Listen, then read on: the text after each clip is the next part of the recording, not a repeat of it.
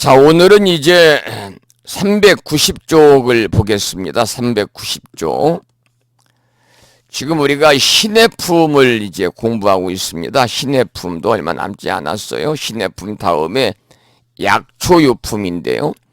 이제 법화치류라고 그래서 법화경에서 말한 7가지 비유, 여러 번 제가 말씀을 드려서 익히 이해하고 계시겠습니다만은, 이 서가모니 부처님께서 법화경의 참뜻을 이러한 7가지 비유를 통해서 설하신 겁니다. 그래서 당연히 우리가 법화경을 공부하고 법화경 가르침대로 살아가는 불자들을 법화행자라고 그럽니다마는, 당연히 법화경을 공부하시는 법화행자라면 당연히 알아야 되는 것이 바로 이제 법화칠류, 법화경에서 나오는 7가지 비유다.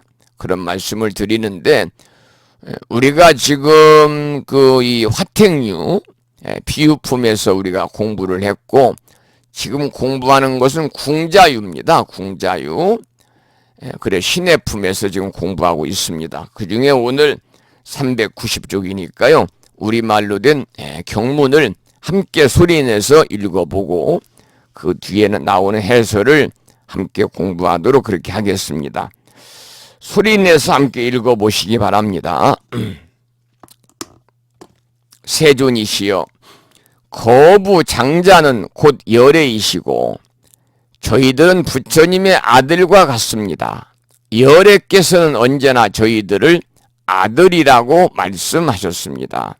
세존이시여, 저희들이 3가지 괴로움을 인하여 생사 중에서 여러 가지 뜨거운 고통을 받으면서도 미혹하고 아는 것이 없어서 소승법만을 좋아하였습니다.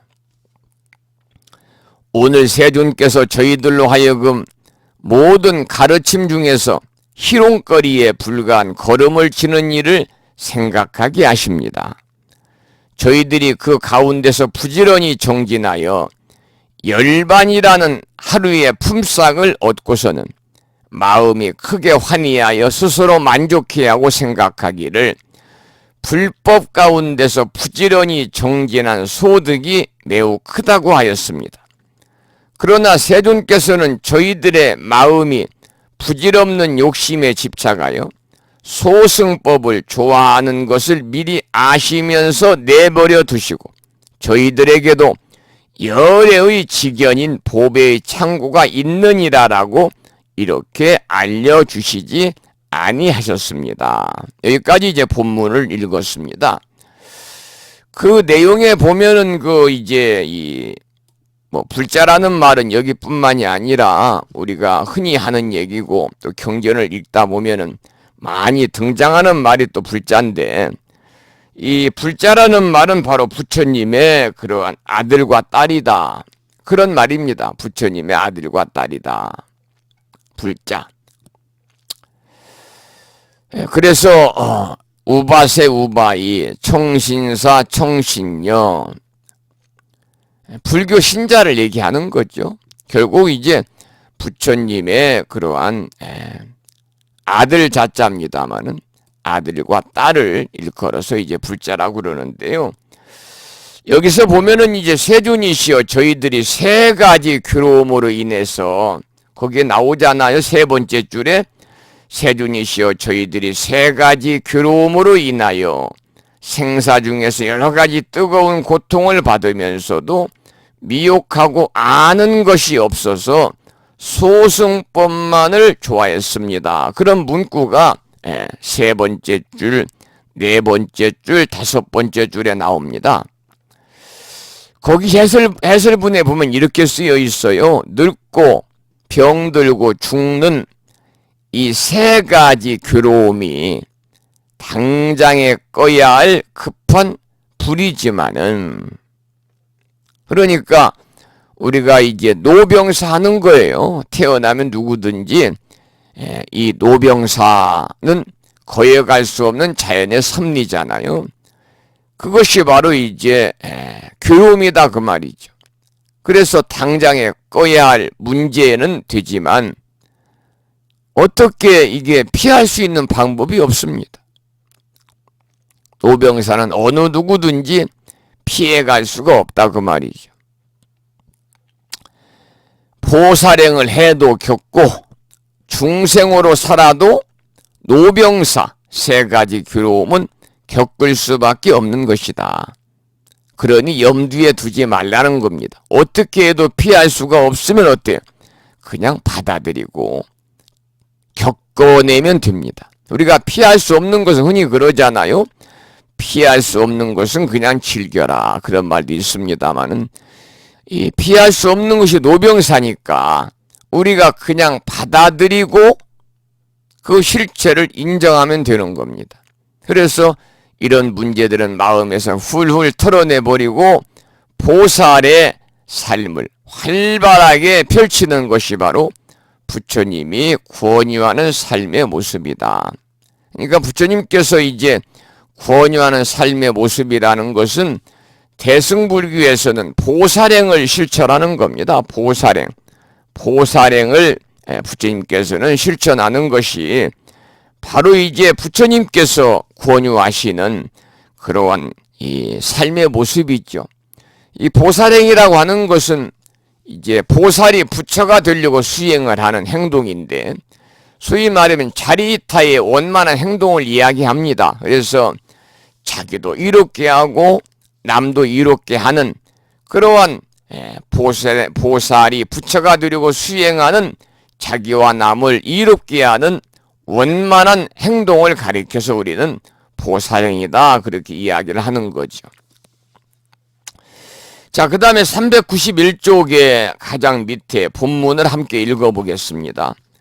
세존께서는 방편으로서 열애의 지혜를 말씀하셨습니다. 그러나 저희들은 부처님을 따라 열반이라는 하루의 품삯을 얻고는 큰 소득이라고 여기고 대성을 구하려는 생각이 없었습니다. 그리고 저희들은 또 열애의 지혜를 모든 보살들에게 열어 보여서 연설하여 주는 것을 알았으면서도 저희들은 이 일에 아무것도 바라는 마음이 없었습니다. 왜냐하면 부처님께서 저희들이 소승법을 좋아하는 것을 아시고 방편으로 저희들의 근기에 맞춰서 설하셨지만 저희들은 스스로 참다운 부처님의 아들인 줄을 알지 못하였기 때문입니다. 이제서야 저희들은 세존께서 부처님의 지혜에 대하여 아끼는 것이 없으신 줄을 알았습니다. 그 까닭은 저희들이 본래부터 참으로 부처님의 아들이면서도 다만 소승법만을 좋아했기 때문입니다. 만일 저희들이 큰 법을 좋아하는 마음이 있었다라면 부처님께서 저희들에게 대승법을 설하여 주셨을 것입니다. 이 경에서는 오직 일불승만을 말씀하십니다. 예전에는 보살들 앞에서 성문들은 소승법을 좋아한다고 나무라셨습니다. 그러나 부처님은 참으로 대승으로서 교화하셨습니다. 그러므로 저희들이 말하기를 본래부터 바라는 마음이 없었는데 이제 법왕의 큰 보배가 저절로 굴러 들어와서 부처님의 아들로서 당연히 얻어야 할 것을 다 얻었다고 합니다. 바로 이제 궁자의 비유를 여기서 이렇게 이야기하는 건데요. 이 내용에 보면은 방편으로 저희들의 근기에 맞춰 설했다라는 그 내용이 나오잖아요. 우리가 이제 근기라고 그러면 수준입니다. 수준. 근기라는 것은요, 사람들마다 전부 다 근기가 다릅니다. 근기가 달라요. 그래서 이 근기라고 하는 것은 중생들이 교법을 듣고 이것을 깨달을 만한 능력인데요. 그 능력이 다 달라요. 그래서 우리 불교에서는 이제 근기를 보통 세 가지로 얘기를 하잖아요. 하근기, 중근기, 상근기 이렇게 이야기를 합니다. 그래서 대부분 이제 그 기복신앙에 치우쳐가지고 그냥 소원이나 빌러 다니고 약간 어떤 그 이 정법의 그러한 부처님 가르침을 배워서 실천으로 옮기는 불자로서의 참다운 신행생활이 아닌 약간의 방편적인 사법, 이런 그 행을 절에 다니면서 하는 분들이 계시고, 절에 따라서는 또 스님들이 구원하는 분들이 계세요.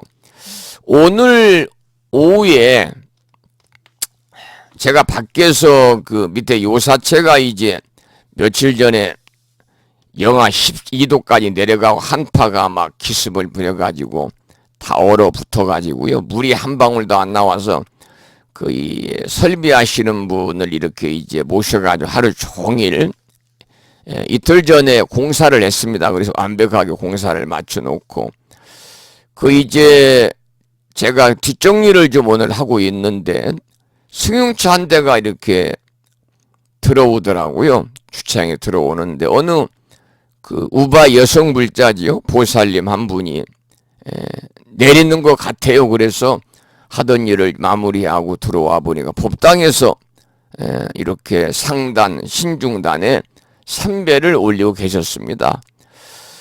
그래서 이제 들어오시라고 그래서 이제 지금 방송하는 공간이 불심사는 뭐 따로 뭐 차 마시는 다실이 있고 방송실이 있고 뭐 또 종무소가 있고 뭐 이러지 않으니까요. 이 공간에서 이제 겨울철에 따뜻한 그 이제 황차를 좀 우려서 이렇게 드시면서 얘기를 했는데 절에를 다니신 분이에요. 최근까지도 이 근처에 있는 절에 큰 절에 다녔어요. 다녔는데 본인이 계속 절에 다니다 보니까 이건 좀 아니다 싶은 생각이 이제 들어가는 거죠. 그것이 바로 뭐냐면은 어떤 방편으로서의 스님이 사법을 구원하는 거예요. 그러면서 삼재에 관한 얘기를 처음에 꺼내더라고요. 스님, 내년은 삼재가 어떤 띠가 삼재가 들었습니까? 그래서 제가 내년에는 사유축이다 그래서 뱀사자, 닭유자, 소축자, 뱀띠, 닭띠, 소띠가 삼재입니다. 왜 그러세요? 그랬더니 우리 남편이 신축생인데 그래서 내년에 삼재가 들어있는데 다니는 절에서 겁을 막 줘가지고 정말인가 자기는 그렇게 생각을 안고 있었는데 삼재에 대해서 너무나 무서운 얘기를 해서 무창부 해수욕장에 요즘에 굴 축제하거든요. 굴 또 홍합 축제하는데 거기를 들렀다가 이 비체페리스 앞에 불심사 1.6km라고 하는 팻말이 있어서 그 팻말을 보고 찾아왔습니다. 스님, 삼재가 들어오면 그렇게 사는 삶이 힘들어집니까? 하는 일마다 안 되고 집안이 뒤집어집니까? 이제 그런 것을 상담하러 온 거예요. 그래서 걱정하지 마십시오.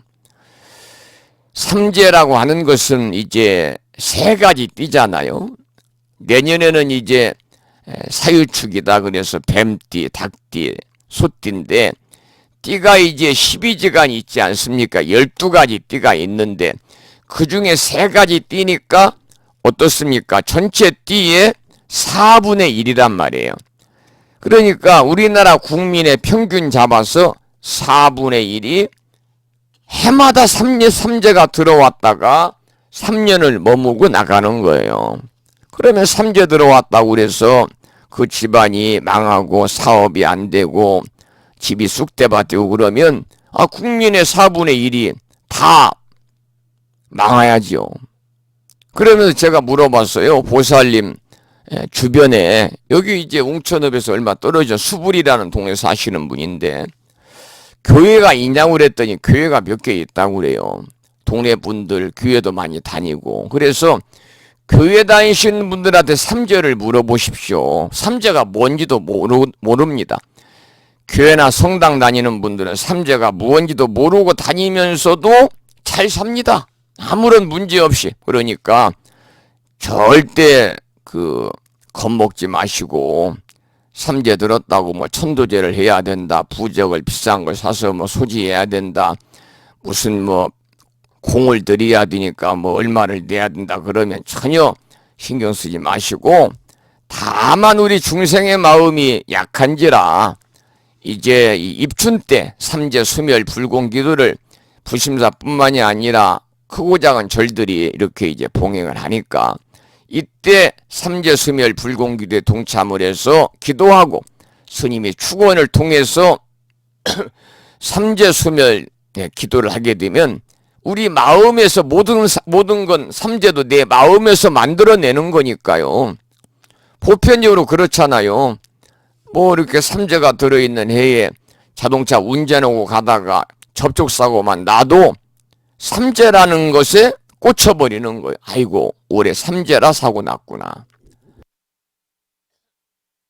몸이 좀 시름시름 아프고 해도, 또 몸이 아파서 수술을 해도 마침 그때가 삼재가 드러내라면 올해 삼재 땜을 하는구나.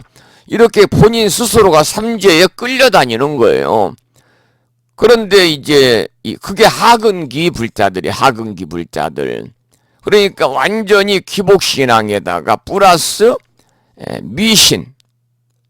미신이라는 것은요, 믿음이 없는 것이 미신이에요. 다른 것이 미신이 아니라 제대로 확신을 갖고 있지 않은 것. 우리가 이제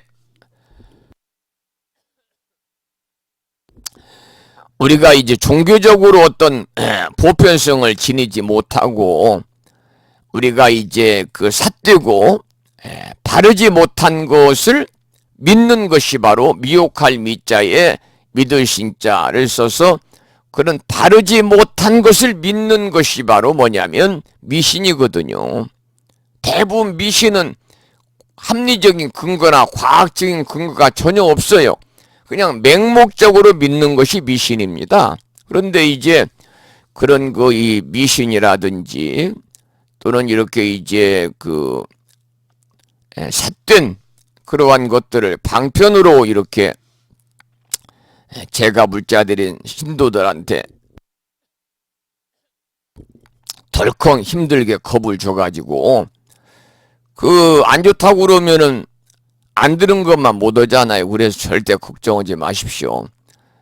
부심사뿐만이 아니라 다른 절에도 삼재 수멸 불공을 드리니까 그때 며칠이든지 기도에 동참을 하시면 다 내 마음이 내가 삼재를 끌고 다녀야 되지 삼재한테 끌려다녀 되겠습니까? 이런 말씀을 제가 드렸는데, 제가 지금 근기 말씀을 드리잖아요.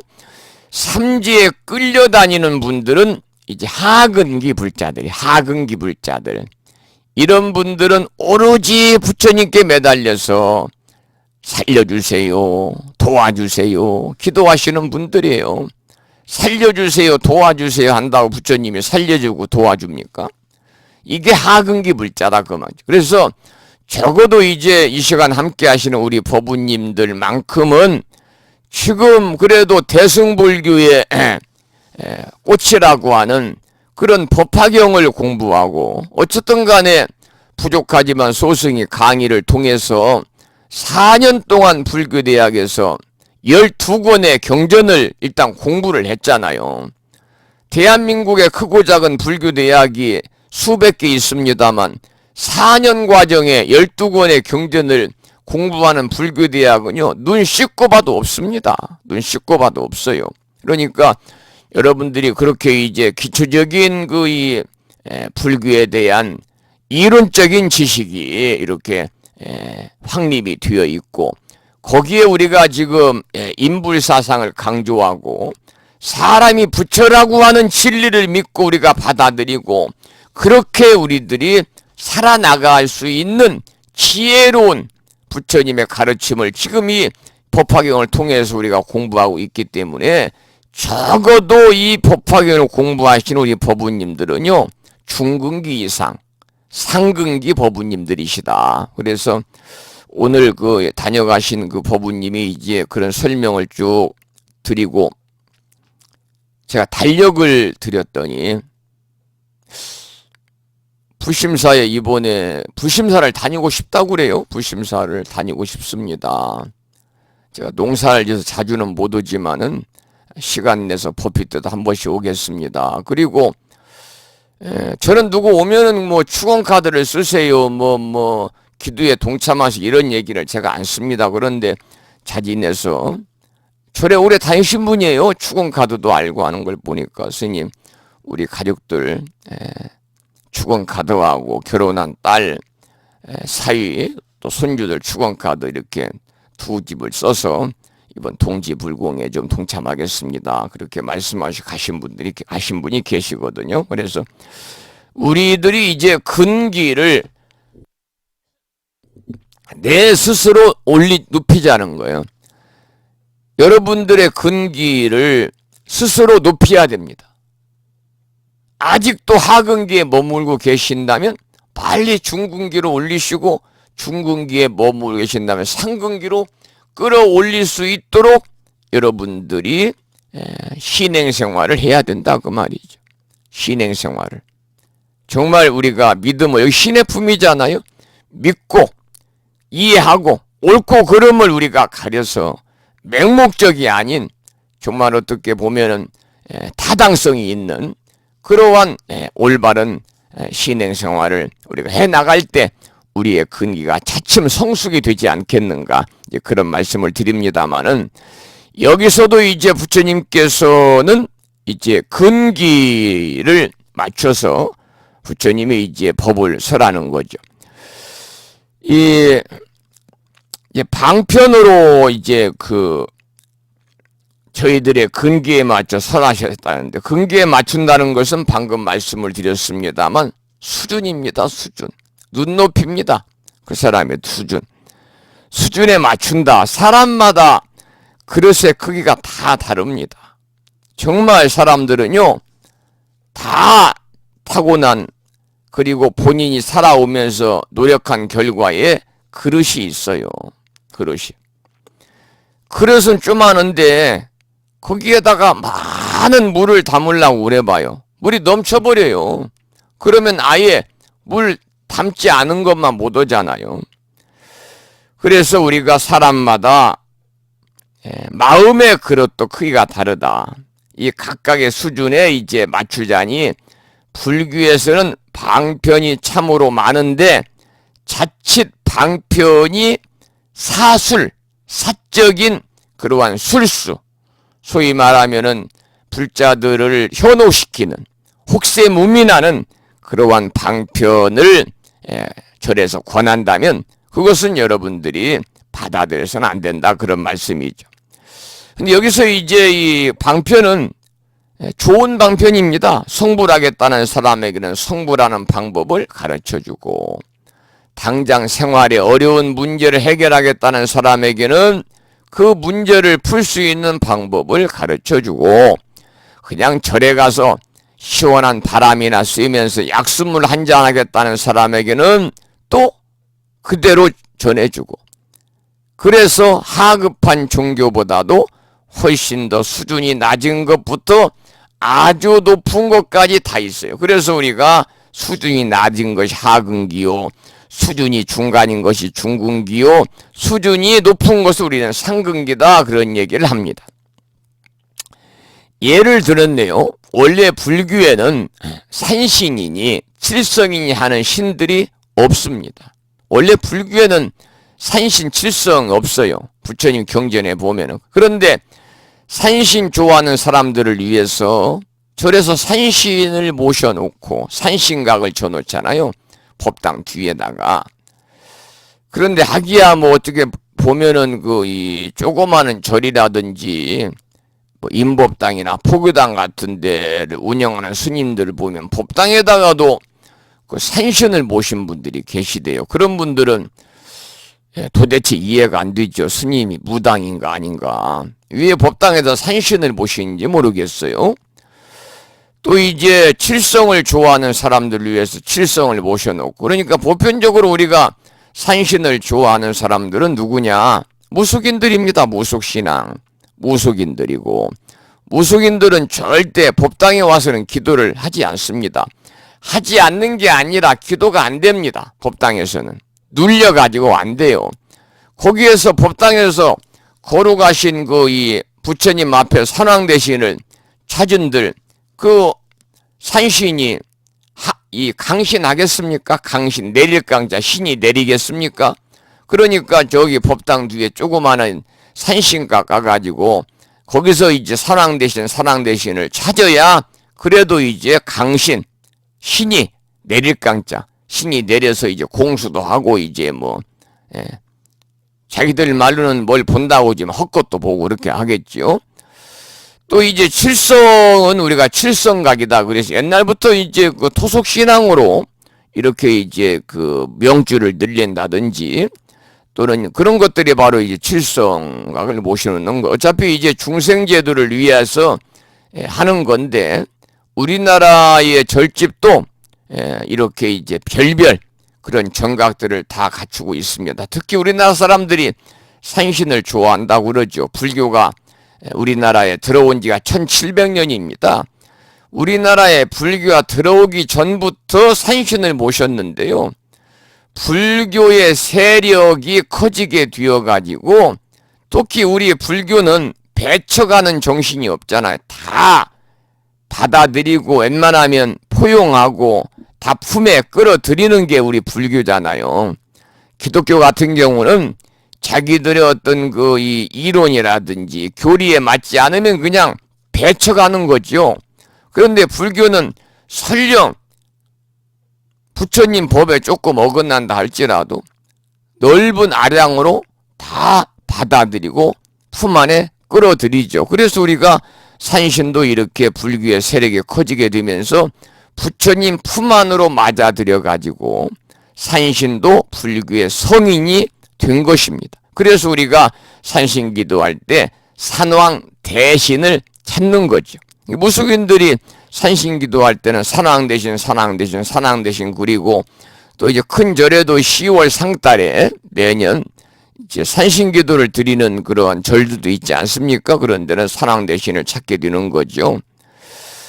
그래서 이제 그 산신을 좋아하는 사람은 산신을 찾아다니다가 또 대웅전이나 관음전에 들어갈 수 있고 그러다가 이제 법회에 참석해서 큰 스님의 설법을 듣다 보면 아 이게 아니구나 내가 지금까지 했던 것은 전부 다 미신이구나 바람직하지 않은 사법이구나 라고 생각하고 정법으로 그 가치관이 바뀌어가지고 이제 안목이 높아져서 나중에는 불교대학도 입학도 해서 경전 공부도 하고 교리 공부도 하고 여러분처럼 법화경 공부도 하게 된다 그 말입니다. 자 그러면 393쪽의 중간에 보면은 이런 말이 있네. 한용운 스님이 이 조선 불교 유신론이라는 책에서 칠성각과 산신각을 없애자는 주장을 하고 있는데 중생 구제의 차원에서 보면 잘못된 생각이다. 사실 보면요 그 무속인들도 중생 제도를 위해서 이 이타행을 실천하는 분들도 많이 있습니다. 간혹 이제 그 먹고 살기 위한 방편이라든지 돈을 벌기 위해서 혹세 무민하는 분들이 이제 간혹 있기 때문에 문제가 되는 것이지 어느 곳이든지 뭐 사람이 사는 곳에는 그런 사기꾼들이 많이 있잖아요. 뭐 승려도 그렇고 뭐 목사도 그렇고 뭐 다 그렇지 않습니까? 그래서 사람 사는 곳이기 때문에 이 무속인들도 중생 구제 차원에서 이렇게 열심히 이렇게 노력하시는 분들도 계십니다. 살다가 힘든 일이 있으면 가서 뭐 점 보러 가고 사주 보러 가고 그러면 그 사람의 희망을 줘가지고 다시 일어설 수 있는 그러한 이 에너지를 받아갖고 올 수도 있는 것이잖아요. 그래 제대로만 하면 무속인들이나 점집도 참 좋은 일을 많이 할 수 있는 것인데 대부분 이것이 이제 돈벌이와 연관이 되기 때문에 사람들 사기도 치고 속고 속이는 그런 그 악순환이 계속되는 것 같습니다. 이 부처님의 가르침이라도 새로운 문제가 생기면 그 문제를 해결할 방편을 새로 만들어야 된다. 이 시대의 중생들을 위해 새로운 제도를 만들어야 할 판인데 있는 것을 없애서는 안 된다. 이 비근한 예로요. 합천 해인사에 가면은 이 산신각이 없습니다. 왜냐하면은 여러분 잘 아시는 가야산 호랑이라고 하는 우리나라에서는 지금 스님 같은 대선지식이 이 세상에 놔두시기가 쉽지가 않잖아요. 퇴용 성철 스님이 이제 굉장히 싫어하셨답니다. 그래서 산신각을 다 때려 부셨다는, 그래가지고 한동안 해인사도량에 물이 나오지 않았다. 뭐 그러한 이야기도 이렇게 이제 산신이 노해가지고 한동안 해인사도량에 물이 나오지 않았다. 그런 속설도 정말인가는 모르겠습니다만은 우리 스님들 사이에 휘자가 되고 있습니다. 일본의 경우 같은 경우는 이제 신사라는 곳이 있잖아요. 신사. 그런데 이 신사는 불교하고는 아무런 관계가 없어요. 그런데 그 신사가 이제 절 안에 있습니다. 그래서 사람들이 절에 오면 신사에 참배도 하고, 그리고 또 이제 법당에 또 들어가서 부처님께 이렇게 또 이 부처님을 친견하기도 하고 이제 그러죠. 그래서 이 신사는 여러분 아시다시피 이제 일본군 군인들이죠. 군인들 이 죽은 전쟁에서 죽은 그러한 이 위패들을 봉안한 그러한 사당이잖아요. 신사니까. 사당이니까 이제 불교하고는 뭐 아무런 그러한 관련은 없습니다만은 절 안에 신사가 있다 보니까 절에 오면 신사에 참배도 하고, 신사에 참배하고 나서 법당의 부처님께 참배도 하고, 이 모든 것이 다 뭐냐? 중생을 구하는 방편이다. 그래서 방편을 통해서 자꾸 성장시키고 발전시켜야 된다. 이제 그런 말씀이고요. 그리고 이제 아까 함께 읽었던 본문에 보면은 가장 마지막 392쪽 본문에 밑에 세 번째 줄부터요. 본래부터 바라는 마음이 없었는데 이제 법왕의 큰 보배가 저절로 굴러 들어와서 부처님의 아들로서 당연히 얻어야 할 것을 다 얻었다고 합니다. 라고 하는 이제 경전의 말씀이 있잖아요. 이 대목은 임재 스님이 쓰신 임재록에서도 잘 표현이 되고 있다고 그럽니다. 그 내용을 보면요. 우리나라의 오대산과 마찬가지로 이제 중국의 오대산도 문수도량으로 유명하죠. 여러분들 문수동자계라는 짤막한 7원사구로 된 개송, 아마 노래를 통해서도 부처님 마음이라는 노래를 통해서도 여러분들이 잘 알고 계시겠습니다만은 원문도 쉽잖아요. 면상무진 공양구요, 구리무진 토 묘양이로다. 심리무진 시 진보요, 무연무구 시 진상일세.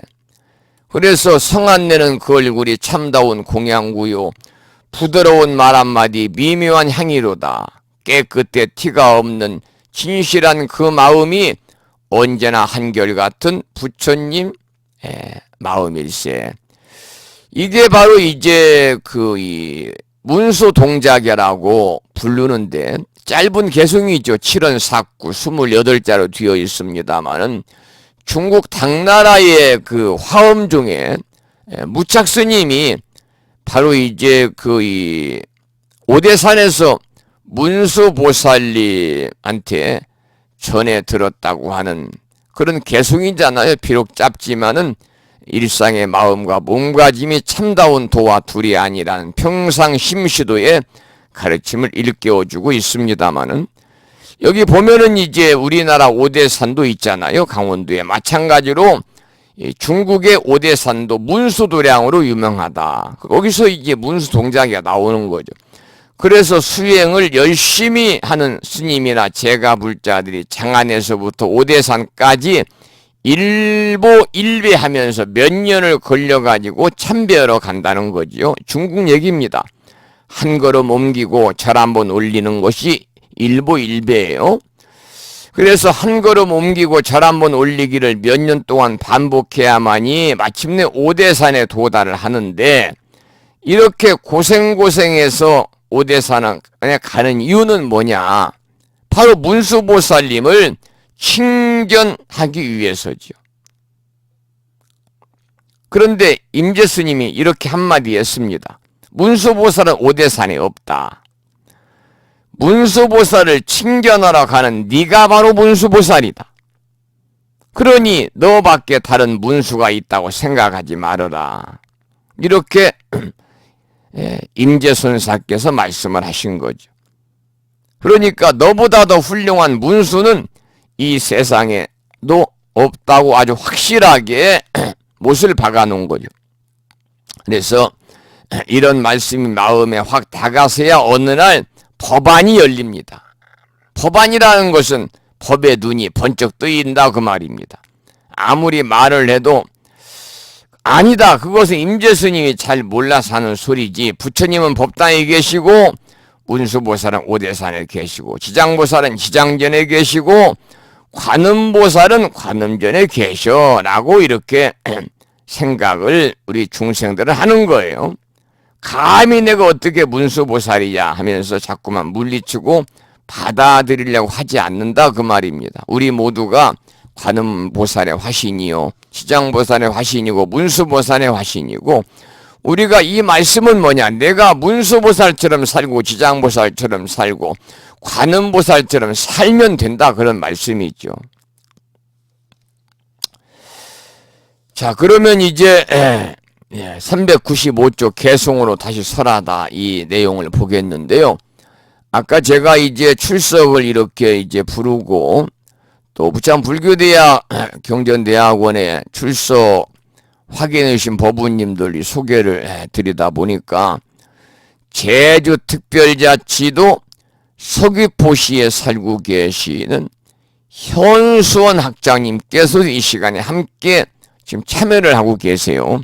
이런 말씀을 하셨어요.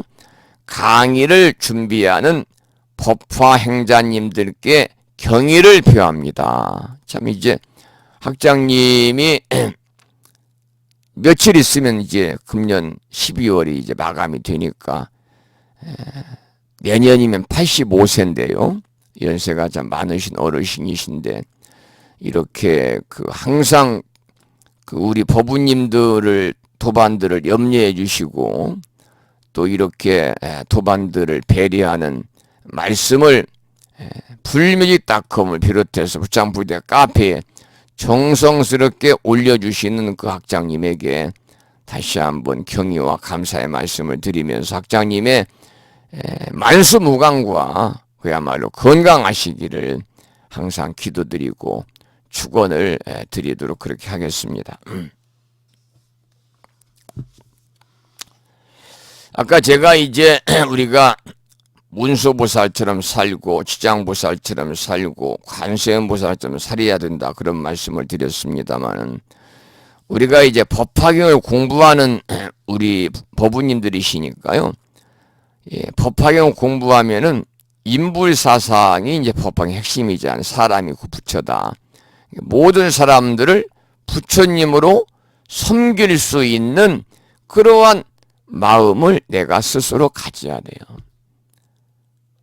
그럴 때 내 마음에 평화가 오고 내 가정에 평화가 오고 이 사회에 평화가 오고 또 더 나아가서는 이 나라와 민족에 평화가 오겠죠. 그러니까 우리가 공부하면 할수록 그 핵심적인 내용을 우리가 잘 받아들여서 내 것으로 만들어가지고 사실은 실천으로 옮기는 행이 가장 중요하다. 행이 중요한 거예요. 절에 안 다닌 사람과 다니는 사람 행이 달라야 됩니다. 절에 1년 다닌 분들과 절에 10년 다닌 분하고 행이 달라야 됩니다. 절집 문턱을 넘어 다닌 횟수가 많으면 많을수록 행이 달라야 됩니다. 무슨 행이냐? 보살행을 하셔야 된다. 지혜로운 자비행을 통해서 적선 공덕행을 실천으로 옮겨야 됩니다. 스님들도 마찬가지입니다. 스님들이 제가불자들로부터 존경을 받고 믿음을 갖고 신뢰감을 가지고 제가불자들의 공양을 받으면서 공양물로 스님들이 삶을 이어가잖아요. 만약에 제가불자들이 공양을 올리지 않고 일체 스님들에게 보시와 시주를 다 끊어버린다면요, 사찰 운영이 안 되죠. 스님들 생계마저도 위협을 받죠. 그래서 스님들이 이제 제가불자들의 보시와 시주와 공양의 공덕으로 이렇게 이제 수행자의 삶을 살아갈 수 있기 때문에 정말 스님들이 중요한 것은요, 제가불자들에게 존경을 받을 만한 행을 해야 된다는 거죠. 행을 해야 돼요. 사실 저도 지금 법화경 강의를 하고 있습니다만 이 법화경 강의를 가장 잘하는 사람은 누구냐? 이 법화경이라고 하는 대승경전의 꽃이라는 이 법화경을 가지고 논문을 써가지고 법화경으로 박사학위를 받은 사람이 강의를 제일 잘하는 거예요. 여러분 동국대학교 가면은 이 경전 강의하시는 교수님들 제가불자들이죠. 그 중에는 스님도 계십니다만 간혹 그분들이 금강경을 강의하시는 분, 화엄경을 강의하시는 분, 또 이제 산스크리트어로 불교의 원전을 강의하시는 분들, 아함경을 강의하시는 분들, 강의는요 대학 교수들이 가장 잘해요. 특히 그 경전을 가지고 연구하고 학위 논문을 쓰시고 그 경전으로 박사학위를 받으신 대학에서 강의하시는 분들이 강의를 가장 잘하신다. 스님들은 강의를 잘하고 연부를 잘하고 명상을 잘하고 참선을 잘하는 것도 중요하겠죠. 더 중요한 것은 행입니다. 행. 제가불자들이 보았을 때 우리 스님은 행이 정말 올바르다.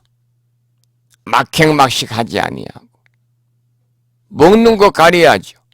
정확히 먹는 거 가리고 행동도 가리고 제가불자들보다도 더 낮은 자세로 하심하면서 부처님 법을 전하고 일체 중생을 위해서 자신의 모든 것을 휴양할 줄 아는 수행자가 진정한 수행자죠. 그래서 이 제가불자들보다도 훨씬 더 무언가 달라야 존경을 받는 것이고 그것이 바로 수행자로서의 그러한 당연한 그러한 가치관이다. 저는 그렇게 생각을 합니다.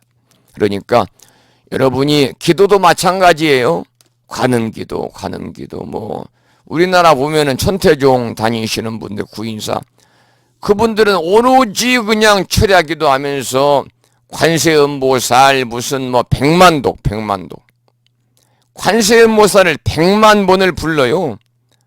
관세음보살 1000만독 그런 기도를 하잖아요. 관세음보살 100만독 1000만독 한들 뭐 하겠어요? 해가지고 관세음보살이 보인다? 헛것 보는 거예요. 헛것. 간절하게 찾으면요 헛것이 보여요.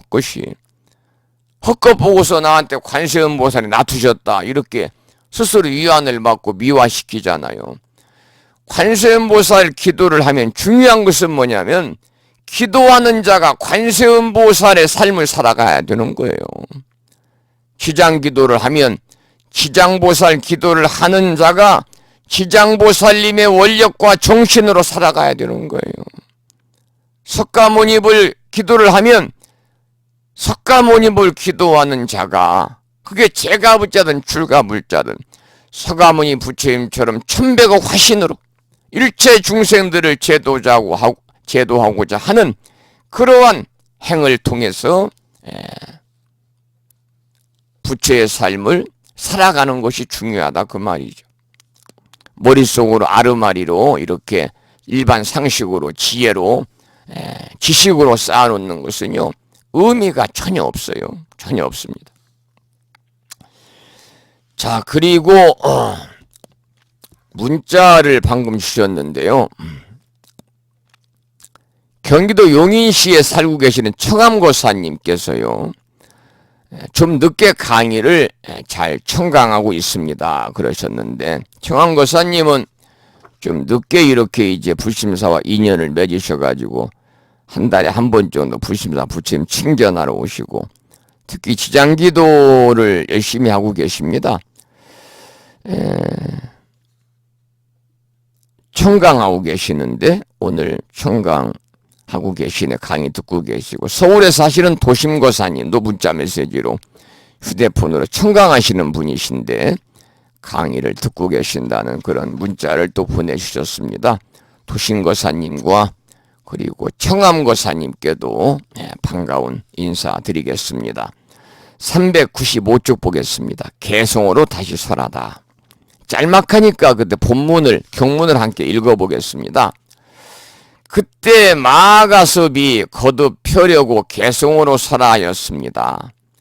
저희들이 오늘 부처님의 가르침을 듣고 기쁨이 넘치고 미증유를 얻었습니다. 부처님 말씀은 성문들도 성불한다고 하시니 최상의 보배 무더기를 구하지 않았는데도 저절로 얻은 것 같습니다. 여기 보면은 우리가 이제 경전을 공부하다 보면은 가끔 나오는 말이 이제 미중유다라는 말이 자주 나옵니다. 가끔이 아니라 자주 나와요. 미중유라고 하는 건 뭐냐면 아직까지 한 번도 있어 본 적이 없는 겁니다. 전대미문이다 그렇게 말하잖아요. 아직까지 한 번도 있어 본 적이 없다 그런 얘기고 여기서 이제 보면은 성문들도 성불한다. 우리가 성문, 연각, 보살 우리가 삼성 공부했잖아요. 이 성문들도 성불한다는 이야기는요. 사실은 이 법화경이 대승불교의 꽃이라고 말씀을 드렸잖아요. 그래서 소승불교에서는 법화경 공부 안 씁니다. 법화경을 모릅니다. 법화경이 아예 없습니다. 그게 이제 미얀마나 스리랑카나 태국 같은 소위 남방국가에서는요.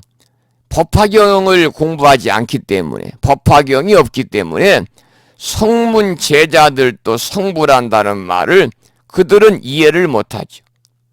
아니 아예 그런 얘기를 하지도 않죠. 왜냐하면 남방불교 국가에서는요. 오로지 부처님 그러면 오로지 한 분입니다. 실존하셨던 서가모니 부처님만을 부처님으로 인정을 하고 있기 때문이죠. 그래서 성문들도 성불한다는 말의 본래 취지는 뭐냐? 성문도 부처다 그런 뜻입니다. 아니 우리가 모두가 다 부처인데 성문이 부처 아닐 리가 있겠습니까? 일체 중생이 다 부처인데 불성을 가지고 태어났는데요. 그래서 성문도 부처고 연각도 부처고 그리고 또 보살도 부처고 부처도 부처고 이 강의를 듣고 계시는 우리 도반님들 보면 성씨가 다 다르잖아요. 김씨, 박씨, 뭐 문씨, 고씨, 뭐 허씨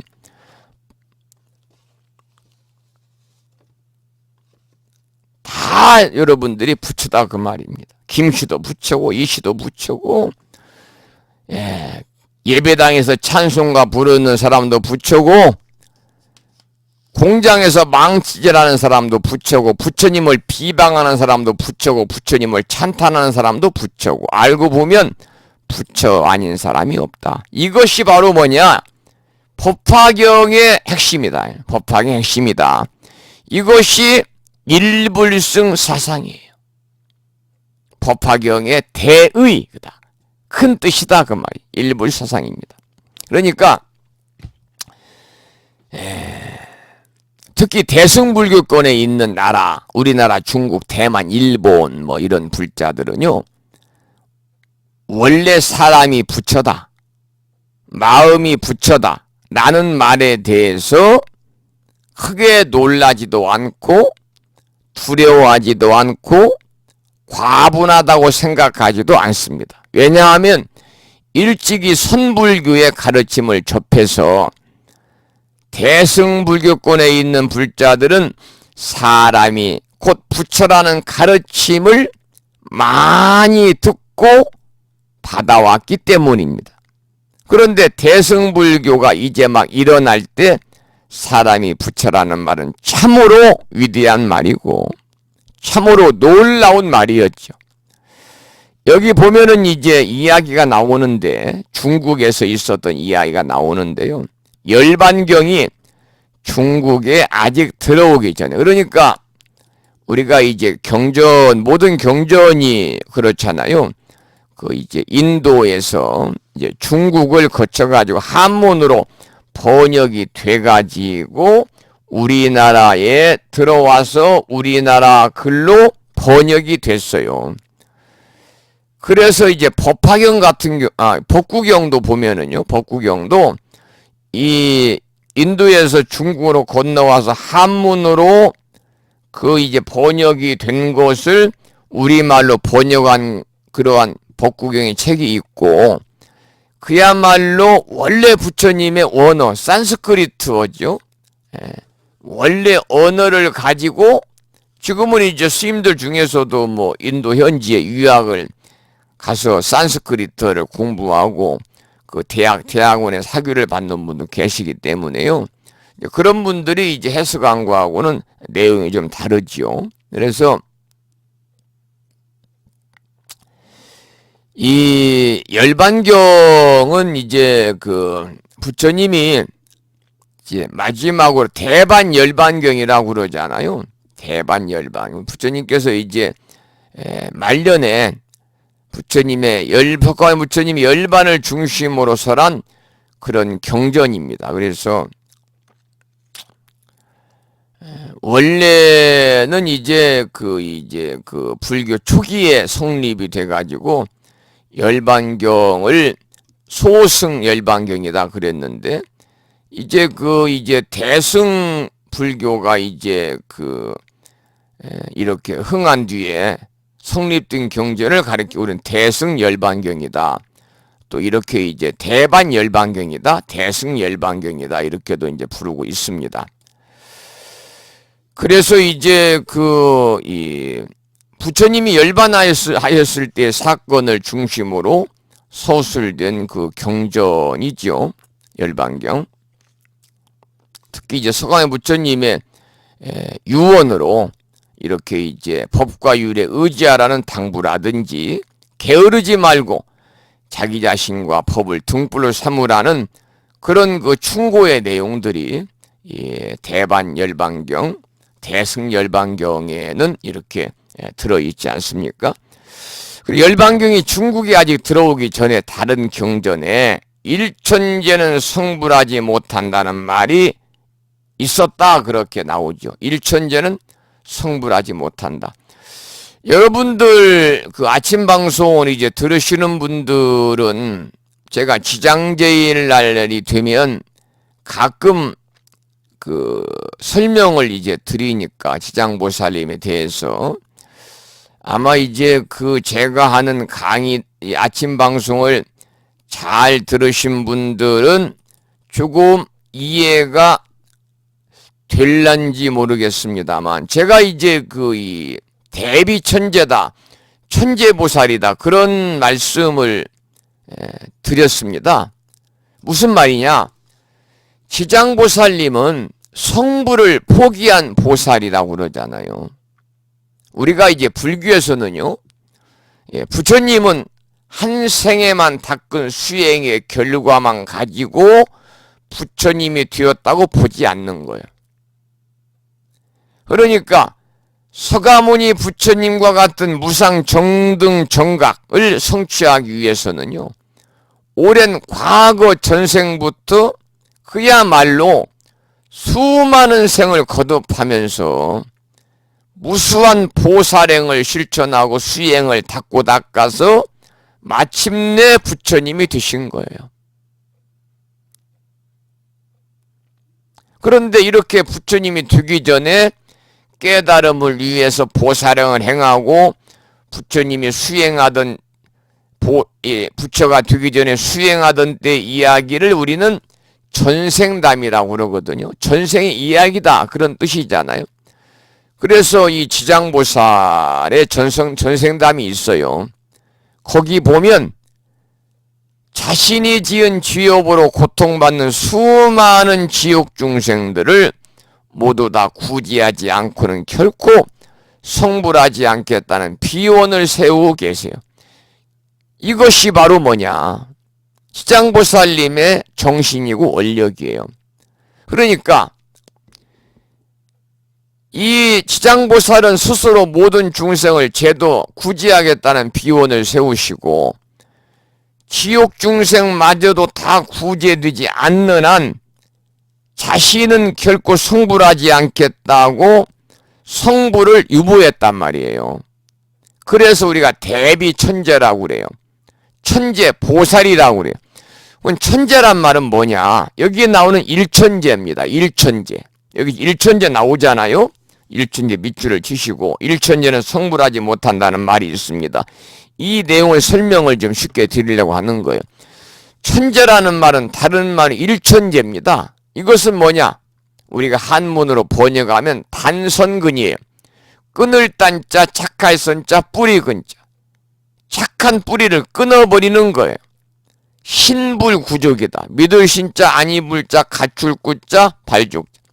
즉 선근을 끊어버리고 신불구족, 믿음을 갖추지 못한다 그런 뜻이에요. 그러니까 다시 말씀을 드리면 천재라는 것은 바로 뭐냐? 성불할 수 없는 중생을 말하는 거예요. 그러니까 여기도 다른 경전에 일천재는 성불하지 못한다는 말이 있습니다. 이 성불할 성품이 아예 없는 사람들이에요. 그런데 어떤 스님이 그 말은 잘못된 것이다. 번역이 잘못되었거나 착오가 있어 표현이 잘못된 것이다.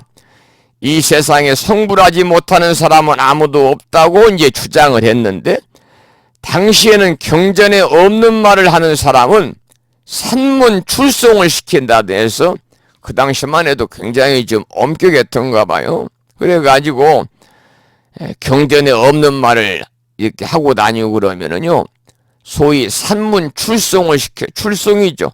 산문 밖으로 내쫓아버립니다. 산문 밖으로 내쫓아버려. 그게 바로 이제 산문 출송이란. 그러니까 승려들한테는요, 아주 치명적인 거죠. 산문 출송을 시켜버린다. 승려들이 큰 죄를 짓잖아요. 그러면 승려로서의 그러한 권한, 승권이라고 그래요. 승려로서의 권리, 이런 걸 빼앗아 버리고 절에서 그냥 내쫓아 버립니다. 그래서 이제 소위 말하면 스님들이 갖고 있는 승려증, 도첩을 빼앗는다. 그래서 일제강점기에는 치탈도첩이다. 치탈도첩. 생명이 끝난다. 그래서 이제 속어로는 명색이다. 이렇게 이제 이야기를 합니다만, 우리나라에서도 지금 이 산문 출송은 특히 이제 비구 같은 경우는요, 비구 남자 스님은 4가지의 그러한 중죄, 사중죄, 사바라이를 범했을 때, 비구니는 8가지 바라이를 범했을 때 이제 절에서 내쫓아요. 승려로서의 권리도 빼앗고. 그럼 비구가 저지르는 4가지는 뭐냐? 4가지는 뭐냐? 참 기본적인 5개 다 들어있어. 그래서 우리가 5개가 중요한 거예요. 5개. 정말 출가한 스님도요, 5개만 잘 지키면 훌륭한 스님이에요. 저는 그렇게 생각해요. 비구 250개인데 기본적인 살도 음망주라고 하는 5개만 지켜도 훌륭한 분이다. 이 치탈 도첩하고 산문 출송하는 그 비구가 저지른 4가지 중죄가 뭐냐면, 첫째는 사람을 죽이는 것, 훔치는 것, 음행하는 것, 큰 거짓말하는 것. 이것은 비구와 비구니한테 모두 해당이 되는데, 이게 바로 이제 살도 음망주 중에서 음주 빼고 4가지 계율이잖아요. 비구니는 이 4가지에 좋지 못한 생각을 지닌 남자와 서로 몸을 비비는 것,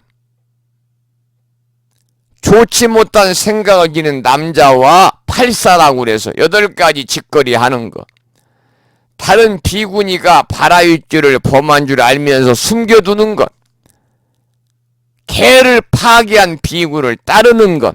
그러니까 전부 다 이 비구니 스님들은 이 남자들 비구하고의 문제가 있는 거예요.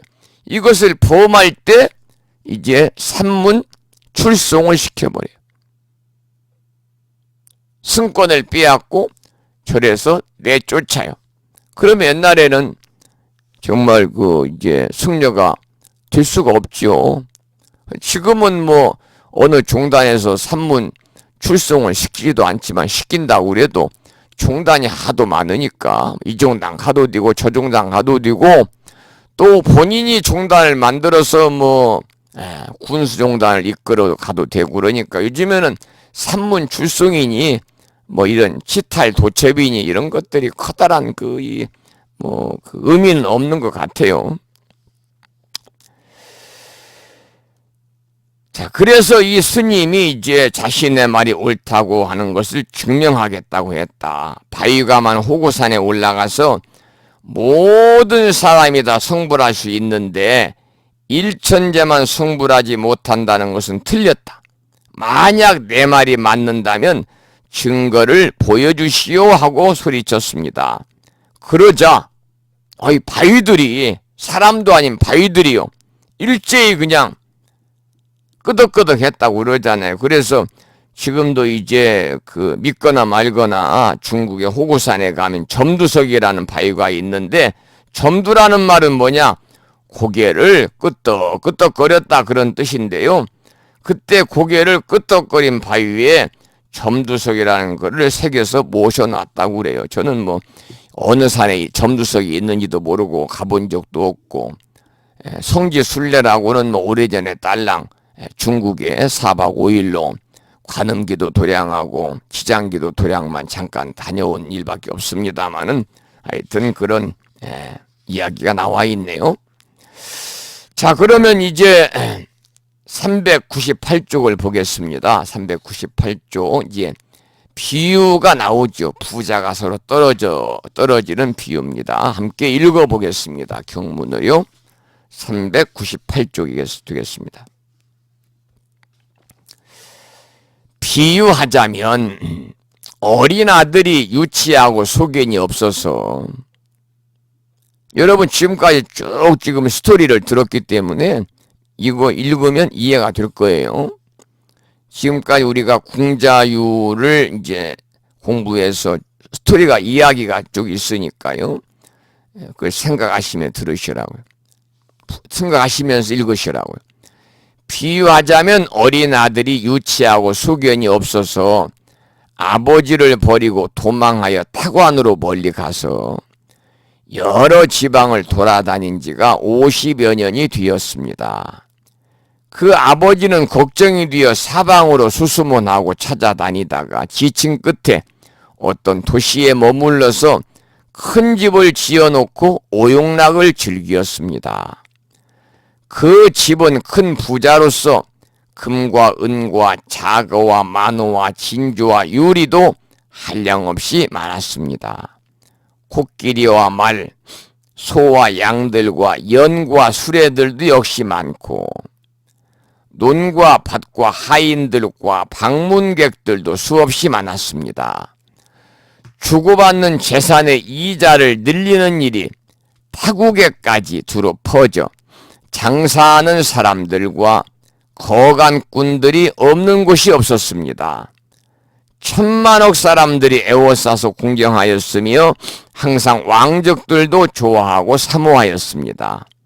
벼슬아치와 명문 호족들이 서로 모두 존경하고 있어서 이러한 인연으로 오고 가는 손님이 많았습니다. 부유하고 귀한 것이 이와 같아서 큰 세력을 가졌으나 나이는 점점 늙어 아들 생각이 더욱 간절하였습니다.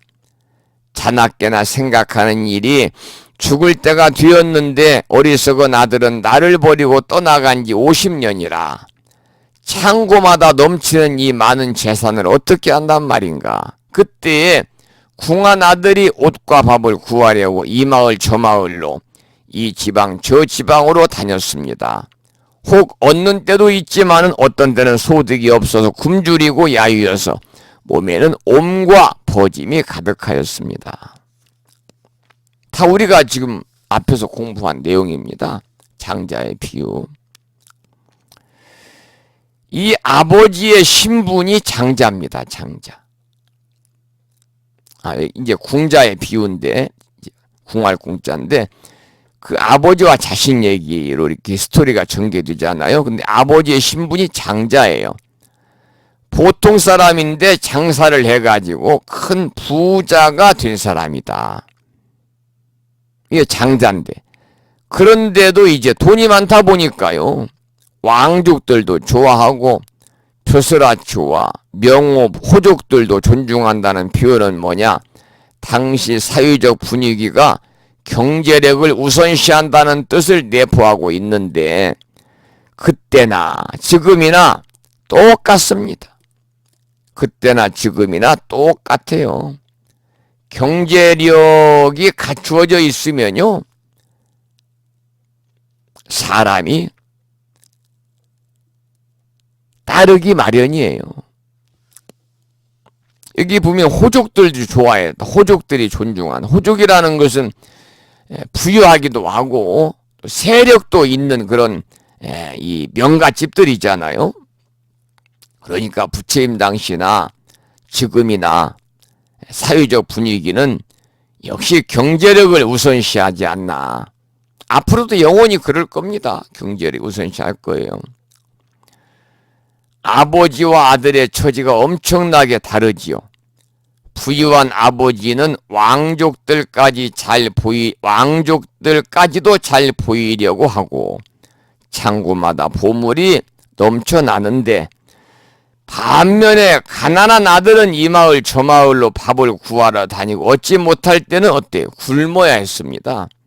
이런 차이는 단순히 물질의 차이를 말하는 것이 아니라 여기서는 우리들의 헐벗은 마음을 표현한 것이다.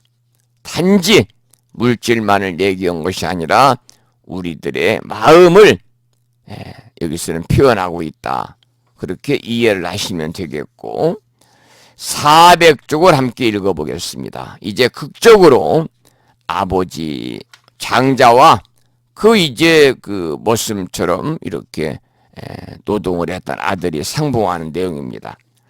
경문을 읽어보겠습니다. 400쪽입니다. 이곳저곳 헤매다가 아버지가 사는 도시에 와서 품을 팔고 다니다가 아버지가 사는 집에 당도하였습니다. 그때 장자가 그의 집 문 안에서 보배로 된 큰 휘장을 둘러치고 사자자에 앉았는데 권속들이 둘러싸고 시중들이 호위하며 어떤 이는 금은 보물을 헤아리고 재산이 들어오고 나가는 것을 문서에 기록합니다. 궁한 아들이 아버지의 부유하고 귀하고 존엄함을 보고는 저분은 국왕이거나 혹은 왕족일 것이라고 여기고 놀랍고 두렵고 부끄러워 여기를 왜 왔던가라고 하였습니다. 또다시 생각하기를 내가 만약 여기 오래 있다가는 저들에게 붙들려서 핍박을 당하고 힘든 노동을 강제로 시키리라 하였습니다. 이렇게 생각하고는 얼른 도망하여 달아나서 가난한 마을로 가서 품팔이를 하려는데 이때 장자가 사자자에 앉아 있다가 멀리서 바라보고 아들인 줄을 알았습니다. 극적인 부모 자식의 부자지간의 상봉이죠. 자, 이 말은 뭐냐? 우리가 어떤 이유로 불교와 처음 인연을 맺게 되었는지 한 번쯤 돌이켜보자 그 말입니다. 등산을 하다가 잠시 쉬려고 들렸던지, 목이 말라서 약수물 한잔 하려고 들렸던지, 아니면 병든 몸을 고치려고 지푸라기라도 잡는 심정으로 들렸는지, 그것도 아니면 내 가족들이 하는 일마다 잘 되기를 빌어서 왔는지 우리가 한번 돌이켜보는 시간을 가져보자 그 말이죠. 바로 이제 그런 내용입니다. 극적인 상봉, 우리가 부처님과 극적인 상봉을 우리가 다 했던 그런 인연이 있잖아요. 요즘에는 이제 뭐 유튜브에 올라온 스님들의 강의라든지 뭐 이런 것을 보고도 또 그 절에 찾아가서 또 인연이 되고, 불교 텔레비전에서 강의하고 인터넷에 뭐 강의하고 뭐 이런 카페를 운영하시고 이런 스님들하고 인연이 돼가지고 또 그 절을 다니게 되는 분도 계시고, 바로 이제 그러한 이제 부처님과의 만남, 부처님과의 만남을 여기서는 이제 상봉이다, 극적인 상봉이다. 하기야 우리가 그런 말을 하잖아요. 인신난득이요 불법난봉이라. 사람 몸받기도 어렵고, 우리 불교에서는 윤회를 인정하니까 지옥악이 축생 아수라 악이 지옥, 그러니까 위에서부터 말하면 천상 인간 아수라 악이 축생 지옥이잖아요. 그래서 육도를 윤회하는데 그 중에서 사람들 확률도 6분의 1입니다. 6분의 1인데 사람들 확률도 이렇게 조건이 와. 사람 몸 받기도 어렵다는 얘기잖아요. 사람 몸을 받았다고 그래도 불법성 삼보에 귀의하고 부처님 법을 만난다는 것은 정말 우리가 전생에 웬만한 복을 짓지 않고 부처님과 인연이 없는 사람들은요, 바로 자기 집 문 앞에가 절이 있어도 절을 안 다녀요. 왜? 인연이 없기 때문에 그래요. 그러나 전생부터 부처님과 인연이 있고 또 불교와 인연이 있는 사람들은요, 아무리 멀어도 차를 대여섯 시간 타고도 또 그 절을 다니잖아요. 자, 그러면 402쪽을 한번 본문을 읽어보겠습니다. 402쪽. 즉시 사람을 시켜서 붙들어 오게 하니 궁한 아들은 크게 놀라 소리를 지르며 기절하고 땅에 넘어갔습니다. 이 사람이 나를 붙드니 반드시 죽이리라. 옷이나 음식을 얻으려고 내가 어찌하여 여기까지 왔던가 하였습니다. 장자는 아들이 어리석고 용렬하여 자신의 말을 믿지 않고 아버지라는 사실도 믿지 않을 것을 알았습니다. 여기도 이미 앞에서 다 궁자의 비유에서 우리가 한번 공부했던 부분입니다만은, 이 아버지를 처음 만난 아들이 놀라서 기절하는 광경이 부처님이 화엄경을 설했던 경지예요. 부처님은 이 화엄경을 37일 동안 설하셨다고 그러잖아요. 막 성도하시고 나서 그게 이제 궁자 경악 화엄시다 그래요. 앞에서 배웠어요. 궁자가 경악 놀랬다 그 말입니다. 궁자 경악 화엄시다. 그러니까 중생의 근기를 감안하는 방편을 전혀 쓰지 아니하고 순수하게 깨달음의 이치를 그대로 설한 화엄경의 경지다. 그래서 화엄경이 어려워요. 화엄경이 어려워요.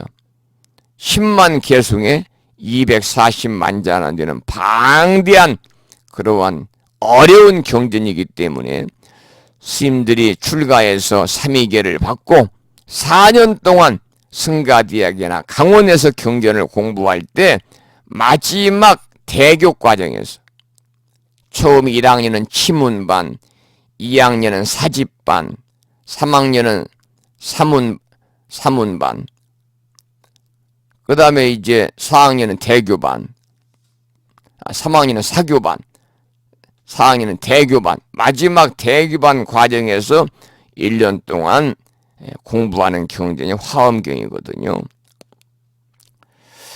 이렇게 쓰여 있네요. 좋은데 구경 가자는 말을 듣고 성지순례에 참가한 사람에게 당신은 지금 그대로 부처님입니다라고 말하면 참 느닷없는 일일 것입니다. 자녀가 대학 입학 시험에 붙기를 바라면서 기도하러 온 어머니에게 당신은 참 부처님입니다라고 하면 그 뜻을 알아듣지 못할 것입니다. 그래서 부처님이 바로 이제 삼승의 방편법을 사용을 하시게 된 거죠. 그래서 상문, 영각, 보살의 삼승의 방편법을 부처님이 사용을 했지만 결국은 이제 일성으로 귀결이 되잖아요. 여기까지 오늘 이제 공부를 했는데, 지금 이제 오늘 또 공부한 그 내용이 앞에서 지금은 계속 우리가 공부하지, 앞에 산문으로 나와서 함께 공부했던 내용이 거의 다 이제 반복해서 우리가 다시 읽어가면서 말씀을 드렸기 때문에 뭐든지 이야기 줄거리가 있으면 재미도 있고요, 이해도 하기 쉽고, 그러니까 오늘도 충분히 이해가 되었으리라 이렇게 생각을 하면서 오늘 수업을 여기서 마치도록 하고요. 다음 시간에는 이제 12월 세 번째 주 12월 19일 날 수요일 날 저녁에 여러분 함께 공부하는 시간을 갖도록 하겠습니다. 이제 그 신해품도 얼마 남지 않았습니다. 신해품 조금만 공부하면 되고요. 여러분들 그 결석을 안 하셔서 감사한데, 이런 그 이 마음으로 계속 앞으로 강의를 들으시면 아마 많은 도움이 될 거예요. 빠른 시간 내에 많은 도움이 될 겁니다. 특히 이제 뭐 경전 공부를 통해서 결과적으로 우리가 경전 공부하고 절에 다니는 것은요, 지혜로운 삶을 통해서 행복한 삶을 살아가기 위한 것이 거거든요. 그래서 우리가 이 행복하다는 것은 그 물질만 가지고 있어도 행복한 건 아니고, 또 물질이 또 원체 없어도 뭐 불행하기도 합니다만, 어쨌든 간에 우리가 모든 것은 다 지혜로운 내 마음에서 재생산해내는 거니까요. 우리가 이러한 그 이 경전을 통해서 모든 일체 중생이 두두물물이다 부처라고 하는 그러한 이 마음가짐을 가지고 살면 내가 모든 사람을 섬기고 사는데 어찌 행복하지 않겠습니까? 그러한 지혜로 행복한 삶을 우리가 살아갈 수 있는 계기를 만들어 봅시다. 그런 말씀을 드리도록 하겠습니다. 9시 35분이 됐네요. 자, 오늘 결석하신 분 한번 불러보겠습니다. 출석하셨으면 문자 주세요. 충남 보령시의 오두행 법우님, 서울의 자명한 법우님, 제주시의 진각거사님, 세 분이 결석하셨고, 청강하신 분들은 뭐 안 들으셔도 무방하니까요. 세 분 중에서 지금 강의를 듣고 계시거나 들으신 분이 계시면요, 출석부 정리를 다시 해야 되니까 강의를 들었습니다, 내지는 또는 강의를 듣고 있습니다, 이렇게 문자 메시지를 주시기를 부탁을 드리겠습니다. 그러면 이제 카페를 다시 한번 확인을 해 보겠습니다. 그 뒤에 또 글을 올리신 분이 계시는지 보겠습니다. 출석하신 분이 계신지 보겠습니다. 여기 있네요. 진각거사님께서 늦었습니다. 9시 06분에 제주 지각 출석합니다. 재방송까지 수강하겠습니다. 진각거사님이 늦게 출석하셨고요. 서울의 자명한 법우님도 늦게 출석합니다. 죄송합니다. 9시 16분에 자명한 법우님도 출석을 하셨습니다. 자, 오두행 법우님만 오늘 결석하셨군요. 출석률이 아주 양호하십니다. 감사드립니다. 오늘 강의를 여기서 마치고요. 아까 제가 이제 오대산 문수 동작의 말씀을 제가 드렸습니다마는 노래양구 듣고 이제 마치고 주무실 준비하시면 되겠네요. 부처님 마음이라는 노래 한 곡을 듣겠습니다. 부처님 마음. 거기에 보면 이제 중간에 이 문수 동작회가 나오거든요. 지범 스님의 노래로 듣겠습니다.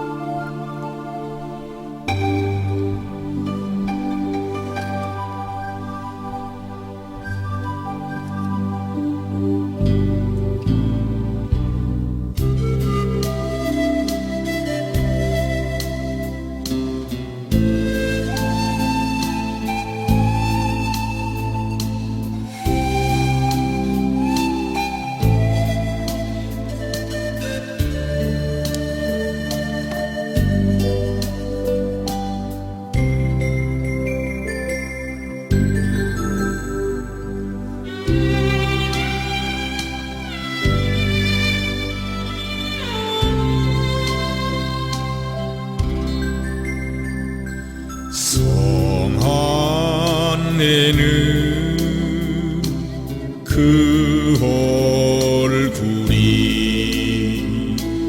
참다운 공양구요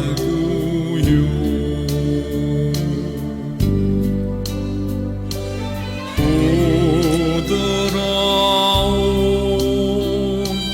말 한마디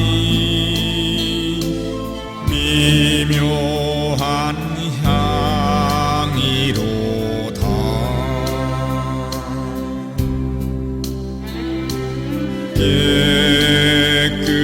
깨끗해 피가 없는 진실한 그 마음이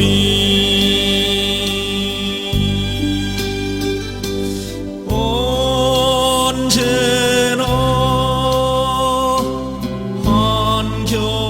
한결같은 부처님 마음일세.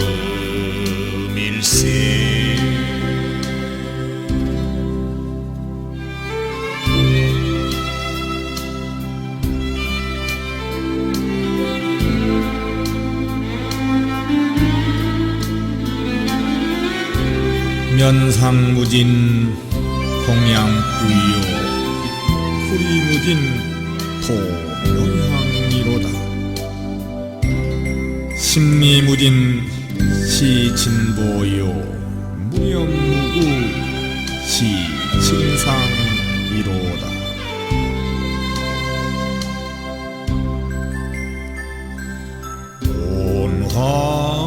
온화하고 둥근 달이 온 세상 비추듯이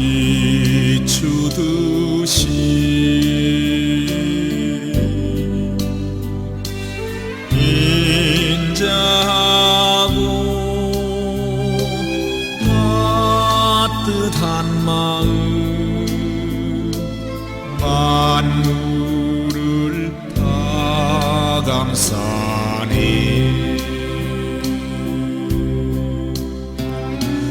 높고 낮은 구별 없는 평등한 그 마음이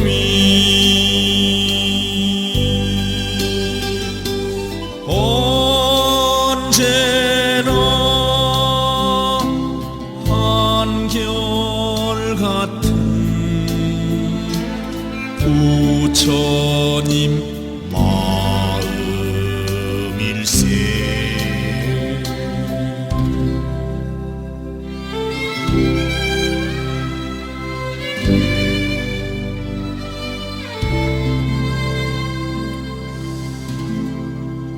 네, 문수동자계로 일컫는 7원 4구 28자로 된 개송이죠. 평상 심시도의 가르침을 주고 있는 개송을 지본 스님의 음성으로 참불가로 함께 들었고 9시 42분이네요. 날씨가 차갑습니다. 한파가 이제 한풀 꺾이고 물러갔다고 그래도 지금 이 시간 불순나도량이 영하 2도니까요. 새벽 되면 더 떨어지겠죠. 또 내일과 모레 또 눈 소식이 또 있네요. 여러분들 건강 잘 챙기시기 바라고. 특히 이제 한파가 기온이 떨어질 때는 이렇게 수도꼭지를 물이 똑똑똑똑 흐르도록 열어놓고 주무시는 것도 큰 지혜인 것 같아요. 여기서 오늘 강의 마치겠습니다. 여러분 밤이 깊었습니다. 따뜻하게 편안하게 주무시기 바랍니다. 항상 부처님 법 안에서 행복하시기를 기원합니다. 여러분 안녕히 주무십시오. 오랜 시간 동안 고생하셨습니다. 고맙습니다.